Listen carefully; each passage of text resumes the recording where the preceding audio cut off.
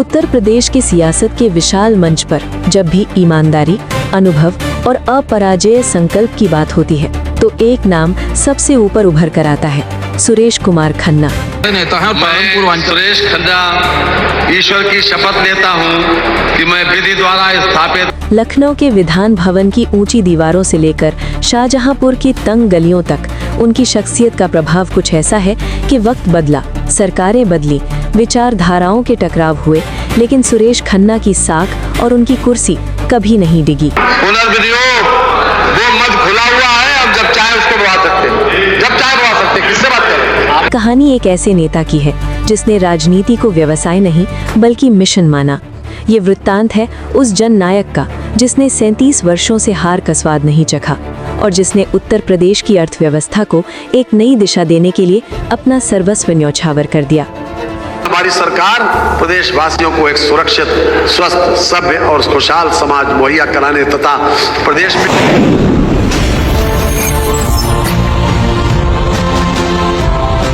6 मई 1953 को शाहजहांपुर के दीवान जोगराज मोहल्ले के एक साधारण घर में जब राम नारायण खन्ना और कांति देवी के आंगन में किलकारी गूंजी तो किसी को इस बात का आभास नहीं था कि ये बालक भविष्य में उत्तर प्रदेश की तकदीर लिखने वाले कलम का मालिक बनेगा।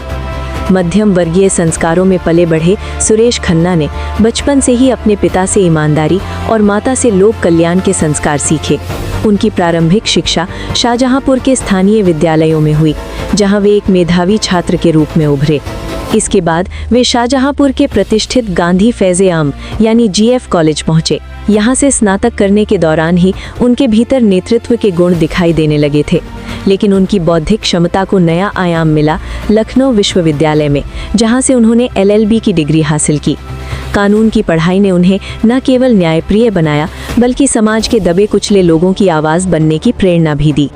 सुरेश खन्ना के जीवन का सबसे निर्णायक मोड़ वो था जब उन्होंने गृहस्थ जीवन के सुखों को त्याग कर अपना संपूर्ण जीवन राष्ट्र सेवा में लगाने का संकल्प लिया। उन्होंने आजीवन अविवाहित रहने का जो प्रण लिया वो आज की स्वार्थपरक राजनीति में एक दुर्लभ उदाहरण है। 1980 के दशक में जब उन्होंने चुनावी राजनीति में कदम रखा तो रास्ता कांटों भरा था। 1980 के चुनाव में उन्हें लोक दल के टिकट पर हार का सामना करना पड़ा, लेकिन ये हार उनके लिए अंत नहीं बल्कि एक नई शुरुआत थी। उन्होंने अगले 9 सालों तक शाहजहांपुर की धूल छानी, छोटे छोटे आंदोलनों का नेतृत्व किया और जनता के हर सुख दुख में उनके साथ खड़े रहे।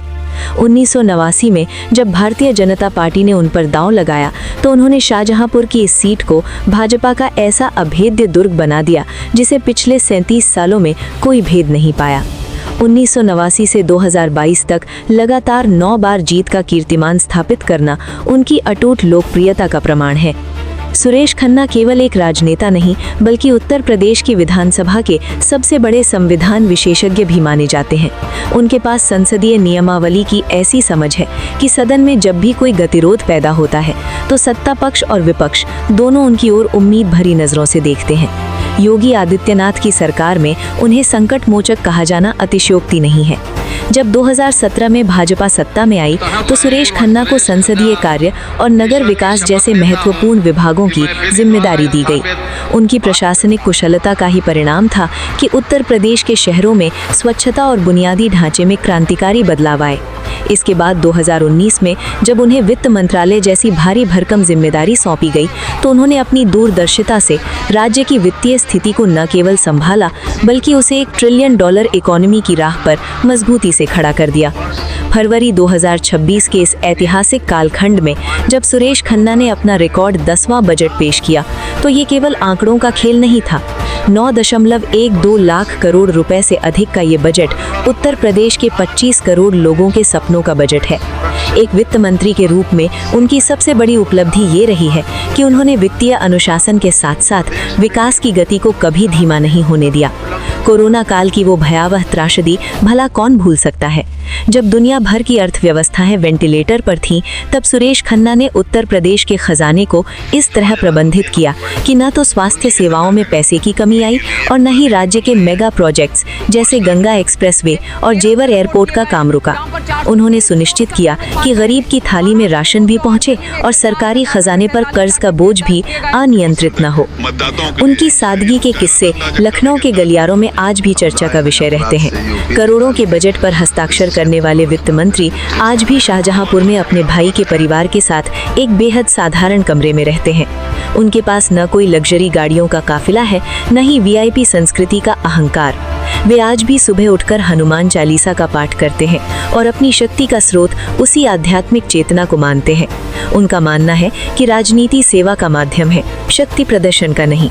यही कारण है कि शाहजहांपुर की जनता उन्हें अपना विधायक नहीं बल्कि अपने परिवार का सदस्य मानती है।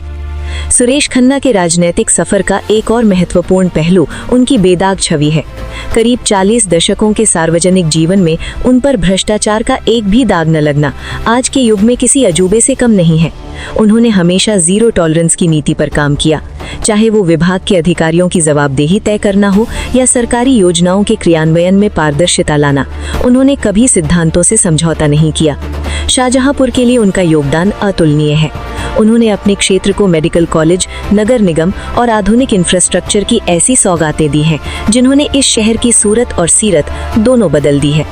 आज जब हम 2026 में सुरेश कुमार खन्ना के व्यक्तित्व का आकलन करते हैं तो वे एक ऐसे बरगद की तरह नजर आते हैं जिसकी जड़ें जमीन में बहुत गहरी हैं और जिसकी शाखाएं उत्तर प्रदेश के विकास को छाया दे रही है। सदन के भीतर उनका गरिमामय आचरण, उनकी तार्किक क्षमता और विरोधियों को भी सम्मान देने की उनकी कला उन्हें एक महान राजनेता बनाती है। सुरेश कुमार खन्ना की ये डॉक्यूमेंट्री केवल एक व्यक्ति की कहानी नहीं है, बल्कि ये संघर्ष, शुचिता और समर्पण की गाथा है। ये कहानी हमें बताती है कि अगर इरादे नेक हो और जनता के प्रति समर्पण सच्चा हो तो राजनीति के दुर्गम रास्तों पर भी अजय रहा जा सकता है। आने वाली पीढ़ियों के लिए उनका जीवन एक खुली किताब है जो राजनीति को जनसेवा के पथ के रूप में देखने की प्रेरणा देती है। उत्तर प्रदेश के इतिहास में सुरेश कुमार खन्ना का नाम उन बिरले नायकों में गिना जाएगा जिन्होंने अपनी कलम से करोड़ों लोगों के जीवन में उजाला फैलाया और अपनी सादगी से सत्ता के अहंकार को हमेशा परास्त किया। वे वास्तव में आधुनिक उत्तर प्रदेश के वो सारथी है जो प्रदेश को खुशहाली के पथ पर निरंतर आगे ले जा रहे हैं। महत्वपूर्ण सूचना। ये डॉक्यूमेंट्री वीडियो विभिन्न सोशल मीडिया स्रोतों, सार्वजनिक अभिलेखों एवं उपलब्ध जानकारी के आधार पर तैयार की गई है। इसमें प्रस्तुत तथ्यों को यथासंभव सत्यापित करने का प्रयास किया गया है, फिर भी ये एक रचनात्मक प्रस्तुति है। वीडियो में दर्शाए गए सुरेश कुमार खन्ना जी के बचपन तथा उनके माता पिता से संबंधित कुछ दृश्य पूर्णतः काल्पनिक एवं एआई जनित हैं, जिनका उद्देश्य केवल विषय को प्रभावशाली और रोचक ढंग से प्रस्तुत करना है। इन दृश्यों को वास्तविक, ऐतिहासिक या आधिकारिक प्रमाण के रूप में न माना जाए। हमारा उद्देश्य किसी प्रकार का भ्रम, संदेश या भ्रामक जानकारी फैलाना नहीं है, बल्कि उपलब्ध तथ्यों के आधार पर एक सूचनात्मक और सुसंगत प्रस्तुति देना है।